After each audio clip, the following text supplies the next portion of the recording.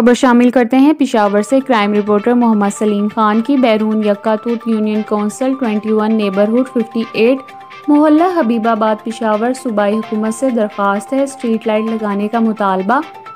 इस बाबरकत महीने माह रमज़ान में भी स्ट्रीट लाइट का निज़ाम दुरुस्त ना हो सका। सरे शाम इलाका तारीकी में डूब जाता है। इलाका मकीन बुजुर्ग शहरी नमाज पढ़ने मस्जिद जाते वक्त किन मुश्किलात का सामना करते हैं। चोर गुप्त अंधेरे का फ़ायदा उठाते हैं। स्ट्रीट लाइट ना होने की वजह से कई दफ़ा इलाका मकीनों से मोबाइल फ़ोन छीन लिए गए। इलाका मकीनों का वज़ीर आला खैबर पख्तूनख्वा से दरख्वास्त है, पेशावर शहर के मज़कूरा बाला इलाके में स्ट्रीट लाइट का निज़ाम दुरुस्त किया जाए और महकमा म्यूनसिपल कॉरपोरेशन के अफसरान बाला को हदायत दी जाए ताकि इलाके में स्ट्रीट लाइट दुरुस्त करने की ड्यूटी सर अंजाम देने वाले एहलकारों के ऊपर नज़रसानी करें ताकि शहरियों को मुश्किलात का सामना न करना पड़े।